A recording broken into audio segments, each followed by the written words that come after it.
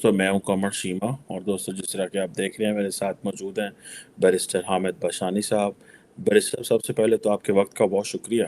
आपका शुक्रिया जनाब, thank you. Thank you sir. Barrister साहब, पाकिस्तान के अंदर एक नई बात चल पड़ी है और पाकिस्तान में मुख्तलिफ सियासी जमातों की जो second tier third tier leadership है, उन्होंने एक सेमिनार्स की सीरीज शुरू कर दी है, री इमेजिनिंग पाकिस्तान, जिसमें वो ये बात कर रहे हैं कि पाकिस्तान की जो मिलिट्री इस्टेब्लिशमेंट है और पाकिस्तान की ये जो सियासी जमातें हैं, इनके पास कोई सलूशन नहीं है। पाकिस्तान का सियासी जमातें जो हैं वो फैमिली लिमिटेड पार्टीज तक हैं, और इस्टेब्लिशमेंट जो है वो एक सिक्योरिटी नैरेटिव के इर्द गिर्द ही सारे मुल्क को पिछले 75 साल से चला रही है। इस सिलसिले में बलूचिस्तान में एक सेमिनार हुआ जिसमें बलूचिस्तान के साबिक चीफ ऑफ जो चीफ कह रहा हूँ वज़ीर आला थे असलम रईसानी, उन्होंने ये कहा कि मैं अपनी इस्टेब्लिशमेंट को ये बताना चाहता हूँ कि बलूचिस्तान में भारत की कोई इन्वॉल्वमेंट नहीं है। हम किसी को यहाँ पे इन्वॉल्व होने देते हैं और ये हमें सिक्योरिटी का नैरेटिव लेके डराया जाता है, धमकाया जाता है। और उसने कहा कि मैं इतना जो है वो अल्लाह से मैं कम डरता हूँ और मैं पाक फौज से ज़्यादा ज़्यादा डरता हूँ। तो ये जो चीज़ें हैं, और उन्होंने कहा कि मुल्क के अंदर एक टोटल जो सोशल कॉन्ट्रैक्ट है उसको सिक्योरिटी से निकाल के वेलफेयर की तरफ लेके जाना चाहिए, otherwise things will not be good for the people. How do you see this reimagining Pakistan? या आप समझते हैं कि ये एक बस सेमिनार की हद तक की बात होगी, या आप समझते हैं कि ये मूवमेंट भी पकड़ी जा सकती है और इस तरह की बातों का मेन स्ट्रीम पे आना? जी सर। देखें इसमें बुनियादी तौर पे तो ये लगता तो सेमिनार की हद तक ही है। उसकी वजह यह है कि इसमें जो लोग इन्वॉल्व हैं वो मुख्तलिफ जो पावर पॉलिटिक्स की पार्टीज हैं उनका हिस्सा हैं और उनका बड़ा वाइटल किस्म का हिस्सा है। तो वो अगर ये समझते हैं कि पॉलिसी में कोई इतनी बड़ी कोई मसाइब हैं तो उनको चाहिए कि वो अपनी पार्टी प्लेटफॉर्म पे भी डिस्कस करें ना। ये वो लोग हैं जो मुख्तलिफ पार्टीज में रहे हैं, जिन्होंने रूल किया है या आइंदा रूल करने वाले हैं। तो वो आप रूल करने के लिए एक अलग व्हीकल रखें और अपने जज्बात के इजहार के लिए अलग व्हीकल रखें, तो ये तो कोई बात नहीं है। तो इसलिए इसका कोई लंबा आउटपुट मुझे नज़र नहीं आता, लेकिन इस बहाने से जो बातें होती हैं वो इम्पॉर्टेंट हैं। और ये जो चीफ मिनिस्टर है साबक, उसने जो बात की बलूचिस्तान की, ये असल में बड़ी इम्पॉर्टेंट है। इसमें दो तीन पॉइंट हैं। एक तो ये है कि क्या पाकिस्तान का जो कॉन्स्टिट्यूशनल सेटअप है या जो सोशल कॉन्ट्रैक्ट का लफ्ज़ आपने इस्तेमाल किया है, क्या ये सफिशिएंट है? और ये क्या वाकई पाकिस्तान की जो पॉपुलस है, जो टोटल पॉपुलेशन है और उनके कर एक, और दूसरा ये कि जो सिक्योरिटी स्टेट का तस्वर है पाकिस्तान में, जो कि बहुत डोमिनेटिंग किस्म का तस्वर है, तो क्या वो भी किसी तरीके से जो है वो सस्टेनेबल है, या उसमें तब्दीली करके उसको किसी ऐसे तरीके से अरेंज किया जाए जिसमें अवाम की कोई फलाह बहबूद या वेलफेयर जो है उसका भी कोई रास्ता निकले। तो ये दो पॉइंट हैं उनकी स्पीच में, जिसको उन्होंने अपने अपने अंदाज में ज़ाहिर बयान किया है। तो डेफिनेटली देखें जी, पहली बात ये है कि दुनिया में जहाँ कहीं भी कोई झगड़ा होता है, किसी भी नेशन या नेशनलिटीज़ के अंदर, रियासतों में, वो झगड़ा जो होता है वो बेसिकली होता है इसीलिए है कि आपका जो कॉन्स्टिट्यूशनल अरेंजमेंट है, आप उसके मुताबिक अमल करने से जो है वो कतराते हैं या जानबूझ के उसको अवॉइड करते हैं। वरना कॉन्स्टिट्यूशन के अंदर जहाँ आपने मुख्तलिफ चीज़ों को अकोमोडेट किया होता है, वहाँ इस तरह के मामलात को भी एड्रेस करने के तरीके होते हैं, उसके मुतबादल होते हैं या उसके रास्ते होते हैं। अब ये जो बलूचिस्तान का इशू है जिस हवाले से उन्होंने एड्रेस किया है, इसका ताल्लुक इसलिए बनता है कि पहली बात ये है कि हिस्टोरिकली बलूचिस्तान जो है उसको जो इनकॉर्पोरेट किया गया into the federation of Pakistan, उसके लिए लीगल कॉन्स्टिट्यूशनल मीन्स जो हैं वो अप्लाई नहीं किए गए। अब प्रॉब्लम ये है कि पाकिस्तान में बहुत सारे तल्ख हक़ाइक़ ऐसे हैं जिनको ना आप कभी डिस्कस कर सकते हैं, ना उन पे लिख पढ़ सकते हैं, ना आप उनको ओपनली जो है कम्युनिकेट कर सकते हैं। اس کے لیے جو ہے اس پہ سیکیورٹی بلینکٹ ڈال کے تو اس کو جو ہے عام آدمی کو ایک نیریٹو دیا جاتا ہے اور اس کو مجبور کیا جاتا ہے کہ اس نیریٹو کو ایکسیپٹ کرے. بلوچستان کے حوالے سے بھی ایک فیک اور فالس قسم کا جو نیریٹو ہے وہ ڈیولپ کیا گیا ہسٹوریکلی اور اس کو عوام پہ امپوز کیا گیا. اور چونکہ میڈیا جو ہے وہ اگر آج کنٹرول میں ہے جو کہ بہت ہی ملٹائی جو ہے وہ ذرائع رکھتا ہے اپنے ایکسپریشن کا، تو ظاہر ہے آج سے 40 سال پہلے یا 50 سال پہلے یو کین امیجن کہ وہاں پہ جو ہے وہ ایک پی ٹی وی کی موجودگی، ایک نوائے وقت، ایک جنگ اور ایک ڈان کی موجودگی میں جو ہے آپ کس طرح معاملات کو 100% اپنے کنٹرول میں رکھ سکتے تھے. یہ تو اس طرح کی ویکلز ہیں کہ جن کو کچھ کہنے کی کبھی ضرورت بھی نہیں پڑتی تھی حکومت کو کہ آپ یہ لکھیں یا یہ نہ لکھیں، بلکہ وہ خود اندازہ لگاتے تھے کہ جناب جو اشارہ آبرو جس کو کہتے ہیں نا کہ وہ کیا ہے، منشا کیا ہے کسی حکومت کی، تو اسی کے مطابق لے کے اس کو چلنے شروع ہو جاتے تھے. حقیقت یہ ہے کہ جو ریاست کا لات ہے، جو بلوچستان کا سارا ایشو ہے، اس کو پارٹیشن سے بہت پہلے اس کا اور قائد اعظم محمد علی جناح کا بہت قریبی قسم کا تعلق رہا ہے. قائد اعظم محمد علی جناح کا by the way for the information of the audience جو ہے وہ بہت ساری ریاستوں کے راجو مہاراجوں کے ساتھ بہت قریبی تعلق رہا ڈفرینٹ کیپیسٹیز میں. ایز اے لائر، کیونکہ وہ راجو مہاراجوں کے ایک پسندیدہ لائر تھے، وہ پریوی کانسل سے لے کے تو ہندوستان کی مختلف عدالتوں میں پیش ہو سکتے تھے اور بہت سارے معاملات جو راجو مہاراجوں کے چلتے رہتے تھے اس میں وہ ان کو ریپرزینٹ کرتے تھے. دوسری ایک بڑی وجہ یہ تھی کہ یہ راجے مہاراجے جو 562 ریاستوں کے ہیں نا، اس میں سے آدھے سے زیادہ جو ہے وہ کانگریس کے بڑے خلاف تھے. اور کانگریس سے مراد جو ہے پنڈت جواہر لال نہرو اور مہاتما گاندھی کے بڑے خلاف تھے. اور وہ خلاف اس لیے تھے کہ وہ یہ کہتے تھے کہ یہ دونوں لیڈر جس طرح کی باتیں کرتے ہیں، اس طرح کا اگر ہندوستان آزاد ہو گیا تو ہماری آزادی تو گئی. ان کی لائف سٹائل جو تھا نا وہ کسی بھی طریقے سے جو برطانوی شاہی خاندان ہے یا اس وقت کے جو بیلجیم کے یا سویڈن کے یا اس طرح کے بڑے بڑے بادشاہ شہنشاہ تھے، ان سے کہیں گنا زیادہ ہمارے راجو مہاراجوں کا ایک لائف سٹائل تھا اور بہت بڑی دولت کے انبار تھے اور ایک پورا جو ہے نا ایک زندگی تھی. تو ظاہر ہے وہ اس پہ غور کرتے تھے چونکہ بیشتر جو ہے ان کی اپنی ذاتی جائیدادیں تھیں. فار ایگزامپل ہمارا جو مہاراجا تھا کشمیر، جو سری نگر، جو ہمارا مہاراجا ہری سنگھ، یہ جو سٹیٹ تھی یہ بیسیکلی مہاراجا گلاب سنگھ نے پیسے دے کے اور اپنی اسٹرگل کے ذریعے اور مختلف طریقوں سے اس کو بلڈ اپ کیا ہوا تھا. تو وہ اس کو ایک ذاتی چیز سمجھتے تھے کہ اس میں ہمارا پرسنل انٹرسٹ ہے. پھر یہ بہت ساری اسٹیٹس جو تھی انڈین سب کانٹیننٹ میں، اس میں کہیں ایک جاگیریں تھی جو واقعہ ہے ان کی اپنی جاگیریں تھی جو انہوں نے زبردستی قبضہ کیا یا خریدی یا جو بھی ہے. تو اس میں وہ کانگریس سے بڑے خوف زدہ تھے چونکہ کانگریس نے تو بہت 17 سینچری میں یہ اعلان کر دیا تھا کہ ہندوستان کی آزادی کے بعد اس ملک میں جو ہے یہ جاگیرداری، یہ ریاستیں، یہ وڈیرائزم، یہ چیزیں ختم ہوں گی. اگر نہیں ہوں گی تو آزادی کا مقصد ہی کوئی نہیں ہے، کیونکہ یہ بنیادی چیزیں ہیں. تو یہ ختم ہونے کا مطلب یہ ہے کہ ہم جاگیریں لے لیں گے جاگیرداروں سے، اور یہ جس کا مطلب یہ ہے کہ سارے راجے مہاراجے جو ہے ختم ہو جائیں گے. تو اس لیے ان کو قائد اعظم کی ذات میں ایک شیلٹر نظر آتا تھا. وہ شیلٹر وہ اس لیے نظر آتا تھا کہ قائد اعظم کا بڑا کلیئر قسم کا موقف یہ تھا کہ بھائی ہمارا جو ہے وہ ہندوستان کی ریاستوں سے کوئی لینا دینا نہیں. ہماری جو پالیٹکس ہے وہ لیمیٹڈ ہے صرف اور صرف جو ہے ہندوستان جس کو برٹش انڈیا کہتے ہیں اس کے صوبوں تک. اور ہم اس چیز پہ کلیئر ہیں کہ ہم ریاستوں کے اندر کسی طرح کی مداخلت کا کوئی ارادہ نہیں رکھتے. اور یہ ان کا ابتدائی موقف تھا. بعد میں جب حالات تبدیل ہونا شروع ہو گئے اور یہ ایک چیز کلیئر ہو گئی کہ نہیں جی ریاستوں کو تو فیصلے کرنے پڑیں گے کہ ہم ہندوستان کے ساتھ جا رہے ہیں یا پاکستان کے ساتھ، تو اس وقت قائد اعظم نے یہ اسٹینڈ لیا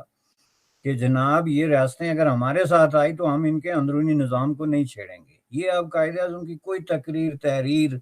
ذاتی گفتگو اٹھا کے دیکھ لیں، کہیں راجو مہاراجوں سے انہوں نے کھل کے یہ پالیسی سٹیٹمنٹ دی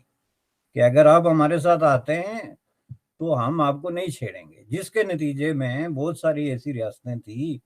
مثلا ریاست بہاولپور ہے، ریاست سوات ہے، ریاست کلات ہے، یہ سندھ کے اندر چھوٹی چھوٹی 3-4 ریاستیں تھیں، ان کو سب کو یہ گارنٹی قائد اعظم نے پرسنلی دی تھی کہ جناب آپ پاکستان کی فیڈریشن میں آ رہے ہیں تو ہم آپ کے نظام سے کچھ نہیں کرتے۔ یہی وجہ ہے کہ آپ کی جو ریاست سوات تھی 1975 تک اس کا وہ پرانا سٹیٹس، وہ پورا سوشو اکنامک لیگل سسٹم ان کا وہ جرگوں والا، وہ سارا کچھ 1975 تک جاری تھا، بلکہ اس کے بعد بھی کچھ عرصے تک جو ہے وہ ضیاء کے دور میں اور کچھ اس طرح آ کے وہ مکمل اس کا خاتمہ ہوا۔ اس طرح بہاولپور ریاست اس وقت تک ریاست تھی جب تک آپ نے 1 یونٹ ڈکلیئر کیا، تو 1 یونٹ ڈکلیئر کرنے میں ظاہر ریاست بھی ڈکلیئر ہو گئی اس کے اندر، تو بعد میں جب آپ نے ریوائیو کیا تو ریاست اس میں غائب ہو گئی۔ لیکن ریاست بہاولپور سے جو ریٹن ارینجمنٹ تھی، جو ایگریمنٹ تھا انسٹرومنٹ آف ایکسیشن کا، وہ یہ تھا کہ ریاست بہاولپور انڈیپینڈنٹ ریاست ہوگی، ہم اس کے معاملات میں نہیں مداخلت کریں گے۔ بالکل یہی چیز جو ہے ریاست کلات کی تھی، جس کو آج ہم بلوچستان کہتے ہیں۔ تو ریاست کلات کا تو خصوصی طور پہ جو ہے قائد اعظم سے تعلق تھا، ایک تو ان کے بہت سارے کیسز تھے، اور دوسرا وہ شروع سے قائد اعظم کے ساتھ ایک تعلق تھا، آنا جانا تھا قائد اعظم کا وہاں پہ، اور وہ جو کہتے ہیں نا کہ وہاں کے حکمران نے قائد اعظم کو سونے میں تولا تھا، یہ بات بھی بالکل درست تھی، اور قائد اعظم نے کبھی ان کو نہیں کہا کہ آپ پاکستان میں شامل ہوں، کیونکہ قائد اعظم کی ایک پالیسی تھی۔ اور وہ ہندوستان میں جب آپ ایک تقسیم کی بات کرتے ہیں تو دوسری کی تقسیم نہیں روک سکتے کہ ہندوستان میں صرف ایک ہی ریاست بنے گی۔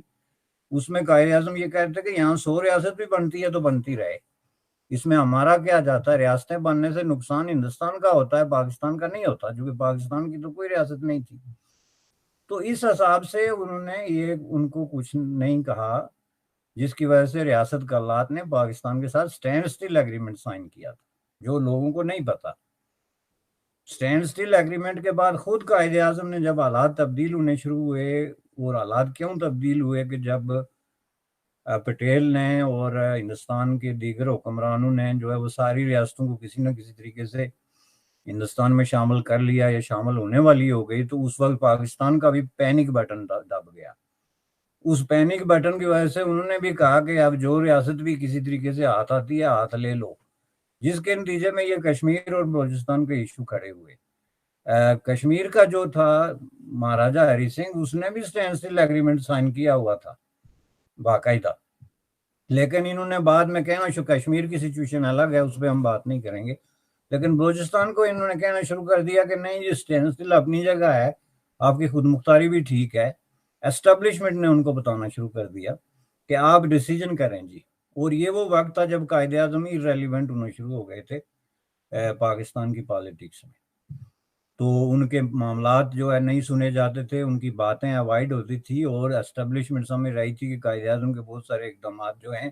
وہ اینٹائی پاکستان ہیں۔ اس پہ آپ ہنسیں گے لیکن یہ حقیقت ہے، میں آپ کو بتاتا ہوں، چونکہ ڈان نے ان کو بلیک آؤٹ کرنا شروع کر دیا تھا، جو ان کا اپنا اخبار تھا اس میں ان کو جو ہے سینسر کیا گیا۔ یہ جو ڈان کا ایڈیٹر تھا اس وقت الطاف حسین، اس کی ڈائری پڑھ کے آپ دیکھیں،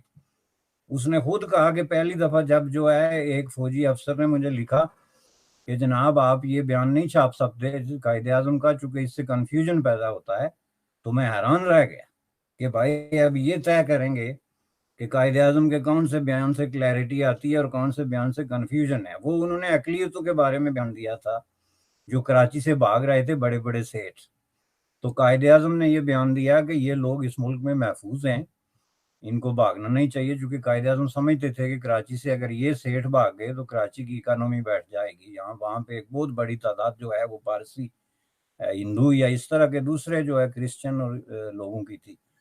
تو انہوں نے کہا جی کہ قائد اعظم نے یہ جو کہا کہ یہ ملک سیکولر ہوگا، اس میں سب مذاہب مل جل کے رہیں گے، آپ کو کوئی تکلیف نہیں ہوگی، اس سے کنفیوژن پھیلتا ہے، اور کنفیوژن یہ پھیلتا ہے کہ لوگ پھر پوچھتے ہیں کہ آپ نے یہ ملک کیوں لیا تھا؟ اگر یہی بات تھی کہ ہندو اور مسلمان مل جل کے رہ سکتے ہیں تو آپ وہیں رہتے۔ تو اس بات پہ جو ہے وہ انہوں نے قائد اعظم کو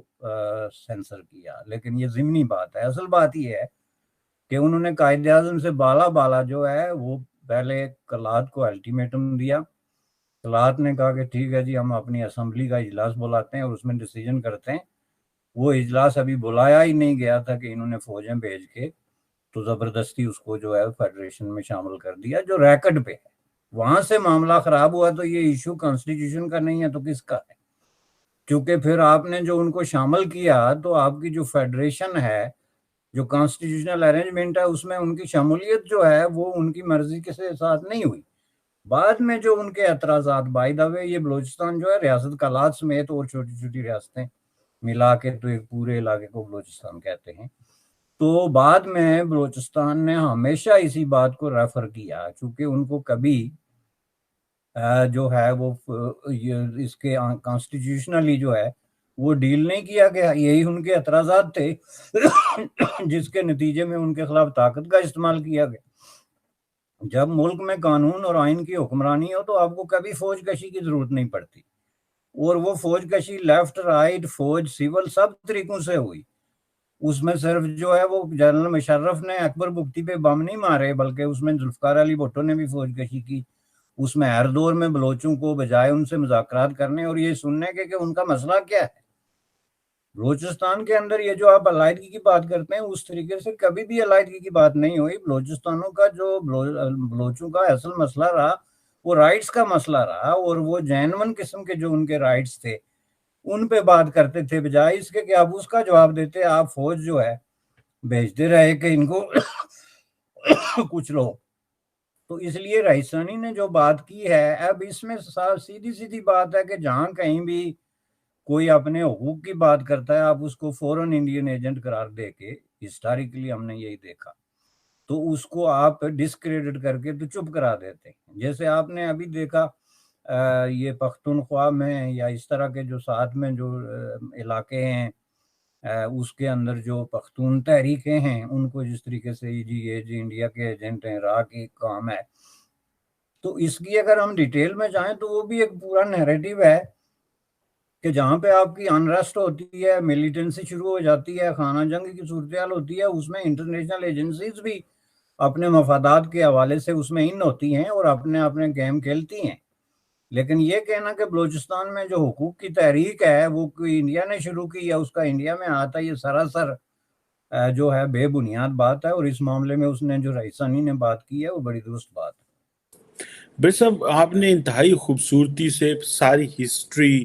اور جو لیگل ایوینیوز تھے وہ ڈسکس کی، اور کس طرح قائد اعظم محمد علی جناح کے دور میں وہ سارا چلا کہ اور بھی ریاستیں بن سکتی ہیں، اور آپ نے بالکل صحیح کہا کہ اس وقت دور میں تھا تو نقصان تو ہندوستان کو ہوگا، پاکستان کو تو نہیں ہوگا اگر اور ریاستیں بنتی بھی ہیں، کلام ہو، یہ سوات ویلی ہو۔ لیکن بھائی صاحب پھر کوشچن تو وہی آ جاتا ہے کہ آج کل پاکستان کی جو ریاست ہے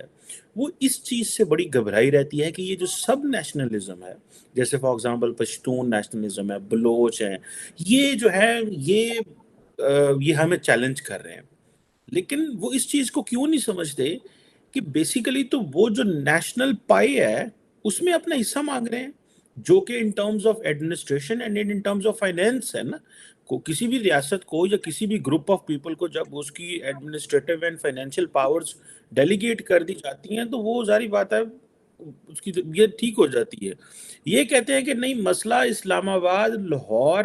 راولپنڈی اور کراچی، اب زرداری صاحب اس میں ہیں، وہ بیٹھ کے تو کوئٹہ کے مسئلے حل کریں گے۔ یہ کیوں ان کو سمجھ نہیں آتی، اور پھر ہم گنے اور بندوقیں لے کے ان پہ چڑھائی کر دیتے ہیں؟ ہم کیوں ان کو نہیں سننا چاہتے؟ کیا اس کی وجہ ملک کے اندر ڈکٹیٹرز کا رہنا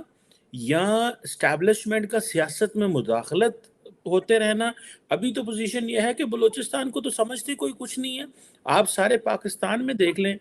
جتنی بھی سیاسی باتیں ہوتی ہیں بلوچ لیڈروں کو تو وہ پوچھتے نہیں ہیں، ان کو تو آخر میں کہہ دیا جاتا ہے یار آپ بھی آ جاؤ، تمہاری بھی 6 6 سیٹیں ہیں، آ جاؤ تم بھی آ کے ہمارا حصہ بن جاؤ۔ آپ کیا سمجھتے ہیں کہ کیا یہ اسٹیبلشمنٹ کو اس چیز کی کیوں سمجھ نہیں آ رہی، اور ہم یہ جو بھی سب نیشنلزم سے ڈرتے ہیں کہ جی وہ بلوچ علیحدہ نہ کہیں ہو جائیں، جی پٹھان کہیں علیحدہ نہ ہو جائیں،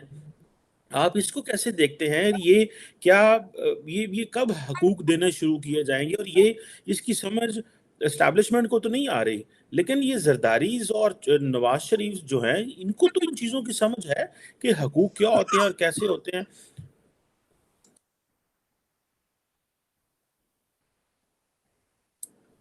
جی سر، آپ کو میری آواز آ رہی ہے؟ جی جی جی بالکل۔ میں یہی کہہ رہا تھا سر کہ یہ ان کو تو اس چیز کا پتا ہے نا، سیاستدانوں کو تو اس چیز کا پتا ہے، بے شک ملٹری کو نہیں پتا. So why they are not coming up, اور وہ اس چیز کو کیوں نہیں کر پا رہے تھوڑا سا. دیکھیں جی، یہ اسٹیبلشمنٹ جس کو آپ کہتے ہیں نا، وہ پہلی بات یہ یاد رکھنے کی ہے کہ یہ گروپ آف پیپل ہے جن کے مفادات جو ہیں وہ سٹیٹس کو کے ساتھ وابستہ ہیں، اور وہ ہر قسم کی تبدیلی کے خلاف ہیں. It's not just about Balochistan. چونکہ وہ جس طریقے سے انہوں نے وسائل کو ڈسٹریبیوٹ کیا ہوا ہے آپس میں، اور جس طریقے سے انہوں نے مختلف علاقوں کے وسائل کو جس طریقے سے چینلائز کیا ہوا ہے، وہ یہ سمجھتے ہیں کہ اگر اس کے لیے ہم نے کوئی اس طرح کا کنسلٹنگ پروسیس کھول دیا تو یہ نہیں چل سکتا. اس کی میں آپ کو مثال دیتا ہوں. کیا یہ دنیا میں کہیں ہو سکتا ہے کہ آپ سوئی گیس جو ہے وہ بلوچستان سے نکالتے ہیں، سوئی سے، تو سوئی کے ارد گرد کی جو آبادی ہے اس میں انٹل آج تک بھی سمجھ لیں کہ گیس نہ ہو، یا اس کے بعد جو بلوچستان کے بڑے بڑے شہر مثلا کوئٹہ ہیں، آپ کو پتا ہے کوئٹہ میں کب جو ہے وہ گیس گئی، اور اس سے کتنے سال پہلے جو ہے وہ کراچی میں یا لاہور میں جو ہے آپ نے گیس پرووائڈ کر دی تھی. اب جس ملک کی اسٹیبلشمنٹ کا اتنا عقل ہو کہ وہ سوئی سے گیس نکالیں اور اس کو کراچی اور لاہور تک پہنچا دیں اور کئی سالوں تک چلتے رہیں، اور سوئی کے ارد گرد کے جو قبائلی یا جو بلوچی ہیں وہ مطالبہ کریں کہ بھائی یہ کیا ہو رہا ہے، تو آپ ان کو غدار قرار دے کے تو گولیاں مار کے پہاڑوں پہ چھپنے پہ مجبور کر دیں، یا کہیں کہ اس کے پیچھے انڈیا کا ہاتھ ہے. تو یہ اصل اسٹیبلشمنٹ ہے آپ کی، یہ میں آپ کو بتا دیتا ہوں. اور یہ غیر منصفانہ تقسیم جو ہے، بلوچوں کا مسئلہ بھی یہی ہے کہ ہمارے وسائل جو ہیں ان پہ بات کرو بھائی. یہاں سے جو بھی گیس ہے، منرل ہیں، کوئی چیز نکل رہی ہے، جو بھی بہت بڑی جو ہے ایک لینڈ ماس، ایک بہت بڑا علاقہ جو ہے وہ بلوچستان کا ہے، اور بہت ہی محدود آبادی. اتنی محدود آبادی ہے کہ صرف ایک سوئی کے وسائل اگر ان کے درمیان منصفانہ طریقے سے تقسیم کیے جائیں تو وہ عربوں کی طرح، شہزادوں کی طرح زندگی گزار سکتے ہیں. لیکن وہ جو ہے غربت کی حساب سے، میں آپ کو بتا دوں کہ اس وقت سب سے زیادہ غربت اور غیر منصفانہ تقسیم جو سوسائٹی کی ہے وہ بلوچستان میں ہے. بلوچستان نمبر 1 ہے. اگر باقی ملک میں آپ کے 10% لوگ جو ہیں وہ آپ کے 60% وسائل کے مالک ہیں،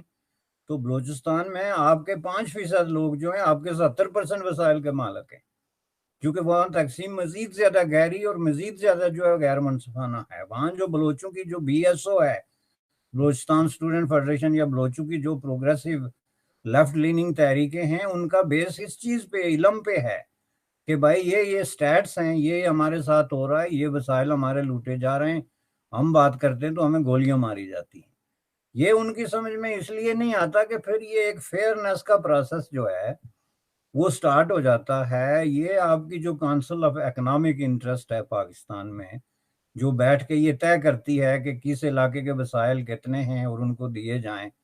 جس میں یہ گیس ہو گئی، جس میں پانی ہو گیا، جس میں آپ کی الیکٹریسٹی کی رائلٹیز ہو گئی، اس میں جو ہے یہ سارے جتنے بھی قدرتی وسائل کے حوالے سے، یا جو آپ کے ڈیمز ہیں، یہ سب چیزیں ہیں.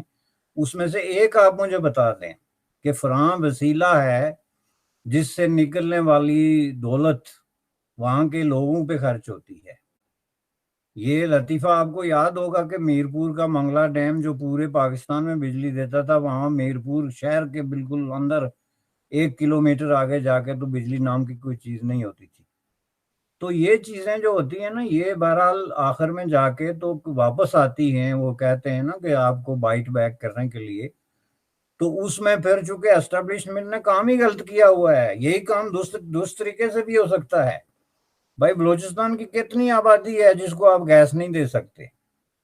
تو آپ اس پہ انسسٹ کریں کہ نہیں جی ہم دیتے ہی نہیں، نہ آپ کی سنتے ہیں. Can you imagine? بجائے اس کے کہ آپ یہ طے کریں کہ ہم اگر کروڑوں لوگوں کو، کروڑوں چولہے جو ہیں وہ جلا سکتے ہیں کراچی اور لاہور میں، تو ہم کیا سوئی اور کوئٹہ میں نہیں جلا سکتے؟ پہلے ہم وہاں جلاتے ہیں نا جی. اب یہ پازیٹیو وے آف تھنکنگ ہے. اسٹیبلشمنٹ جو ہے نا وہ اس میں فرعونیت آ گئی ہے، اس میں طاقت کا استعمال. اس کی وجہ یہ جو دوسری بات رئیسانی کی جو رہ گئی تھی، اس کی وجہ یہ ہے کہ سیکیورٹی اسٹیٹ. سیکیورٹی اسٹیٹ کی سب سے بڑی نشانی میں آپ کو بتا دیتا ہوں اور آپ کے آڈینس کو، سیکیورٹی اسٹیٹ کی سب سے بڑی نشانی یہ ہوتی ہے کہ اس کی پالیسی یہ ہوتی ہے کہ ملک کے اندر سپریشن کرو اور ملک سے باہر جو ہے ایگریشن کرو، جس کا مطلب یہ ہے کہ اس کی فارن پالیسی ایگریسو ہوتی ہے، اس نے سینگ اڑا لیے ہوتے ہیں اپنے سارے پڑوسیوں کے ساتھ، اور اس کی انٹرنل پالیسی انتہائی ریپریسو اور تشدد پہ مبنی ہوتی ہے، جو ہم نے دیکھا گزشتہ 70 سال سے پاکستان میں مختلف شکلوں میں، کہ کس طرح عوام کو کچلا گیا یا عوامی تحریکوں کو کچلا گیا، اور کس طرح انڈیا کے ساتھ یا افغانستان کے ساتھ آپ مختلف قسم کی وارز اور اسپیسیفکلی جو ہے وہ کنٹینیو اور ایک کنسسٹنٹ قسم کی پراکسی وارز جو ہیں ان میں مصروف رہے ہیں اور اب بھی اسی پہ انسسٹ کرتے ہیں۔ تو یہ جو سیکیورٹی اسٹیٹ کا اس کے ساتھ یہ تعلق بنتا ہے، چونکہ سیکیورٹی اسٹیٹ کو اپنی بقا کے لیے یہ ٹو ٹریک پالیسی اپنانی پڑتی ہے۔ ایک ویلفیئر اسٹیٹ جو ہے اس کا کنسرن یہ ہوتا ہے کہ اپنے ملک کے عوام کو کیسے اپ لفٹ کیا جائے، تو وسائل کو کس طرح بچا بچا کے ان پہ خرچ کیا جائے جس کی وجہ سے ان کا معیار زندگی بلند ہو اور اس میں تبدیلی نظر آئے۔ یہ سب سے بڑی ٹریجڈی ہے پاکستانی اسٹیٹ کی، کہ اس کے جو پالیسی میکر ہیں وہ اس انداز میں سوچتے رہے۔ بالکل صحیح بات کی سر آپ نے کہ یہ سیکیورٹی اسٹیٹ ہے، اور ہم سے وعدہ تو کچھ اور کیا گیا تھا۔ فرینکلی اسپیکنگ جسے کہتے ہیں نا کہ یہ سب کو بولنا پڑے گا اور سب کو بات کرنی چاہیے، یہ نہیں کہ پنجاب کے لوگ یا کے پی کے لوگ یا سندھ کے وہ لوگ جو خوشحال ہیں وہ باقیوں کے بارے نہ بولیں۔ میرا ایک دوست ہے تو وہ اکثر ہم ٹریول کر رہے تھے کہیں انٹرنیشنل کانفرنس میں، تو وہ جہاں جاتا تھا جی کہ اسے کہتا تھا جی I am from Balochistan, I am from 43% of Pakistan. تو بیسیکلی وہ کہتا یہ تھا کہ میں بھائی 43% پاکستان سے آتا ہوں، لیکن میں سب سے انڈر ڈیولپڈ ہوں، سب سے سپریسڈ ہوں، ریپریسڈ ہوں، اور وہ ہر روز وہ مینج کر رہا تھا چیزوں کو، وہ اپنے آپ کو ریلیونٹ بنا رہا تھا ان اداروں سے، ان لوگوں سے رابطے کر کر کے، تاکہ اس کی ویلیو بڑھے اور وہ اپنے آپ کو بچا سکے۔ سو میرا خیال ہے کہ یہ جو 43% پاکستان جو ہے، ان کی بات بھی سننی چاہیے۔ یہ نہیں کہ ان کے پاس لینڈ زیادہ اور وہ عوام کام ہے، وہ باہر نہیں نکل سکتے، وہ پیریفری میں ہیں تو ان کو دبا کے رکھو، اور لاہور کے لوگ شور ڈال لیتے ہیں تو لاہوریوں کی سن لو۔ وہ پھر سندھ والے صحیح کہتے ہیں سر کہ دراصل نواز شریف اسٹیبلشمنٹ کو اس لیے چیلنج کر لیتا ہے کیونکہ اس کا ڈومیسائل پنجاب کا ہے۔ اگر میرا ڈومیسائل بھی پنجاب کا ہو تو میں بھی یہ کروں گی۔ یہ باتیں تو پھر یہ بڑی تکلیف دہ ہیں، لیکن اگر ہم نے ان اینگلز پہ نہ سوچا جس طرح کہ آپ نے شروع سے لے کے آخر تک ذکر کیا ہے، تو پھر معاملات جو ہیں وہ جس طرح ابھی آؤٹ آف کنٹرول ہیں پھر اور زیادہ آؤٹ آف کنٹرول ہوں گے، اور ہم اسی طرح ہی اپنا مذاق بنواتے رہیں گے۔ Thank you very much mister Hamid Bashani صاحب۔ Sir it was a pleasure talking to you sir, thank you sir. Thank you جناب، تھینک یو۔